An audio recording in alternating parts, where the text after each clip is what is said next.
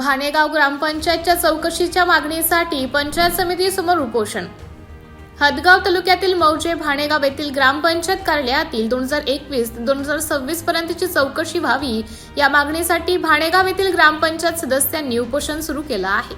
या उपोषणकर्त्यांचे मुद्दे खालीलप्रमाणे असून 2021 ते 2026 पर्यंतची चौकशी करण्यात यावी।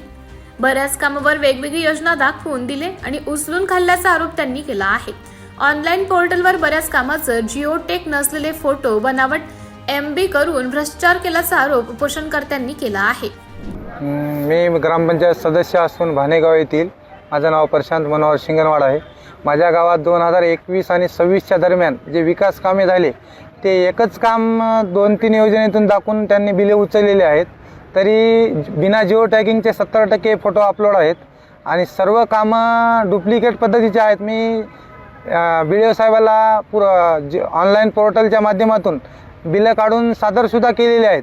तरी हदगाव पंचायत समिती जे प्रशासक आहे ते सगळे यांना पाठीशी घालण्याचं काम करत आहे। तरी माझी जिल्हा अधिकारी महोदय आणि शिव मॅडम यांना विनंती आहे की या प्रकरणात तात्काळ लक्ष देऊन आपण मला न्याय द्यावा आणि माझं उपोषण हे करावे।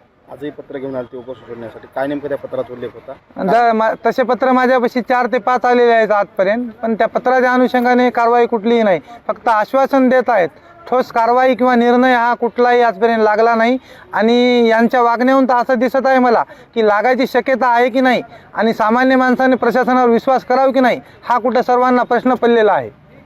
नेमकं काय मागणी आहे, काय जिल्हा अधिकाऱ्याकडे तुमची मागणी आहे मीडियाच्या माध्यमातून? माझी मागणी अशी आहे की हदगाव जे पंचायत समिती कारभार भोंगळा चालू आहे ते सर्व मिसळून असल्याचा असा मला संशय यायला, तरी माझी संगनमतानं तरी माझी प्रशासनाला विनंती आहे की आपण स्वतः यात नांदेडची समिती स्थापन करून यावर स्वतः लक्ष देऊन माझ्या गावातली चौकशी करावी अशी माझी शिव मॅडम आणि जिल्हाधिकारी महोदयांना विनंती आहे।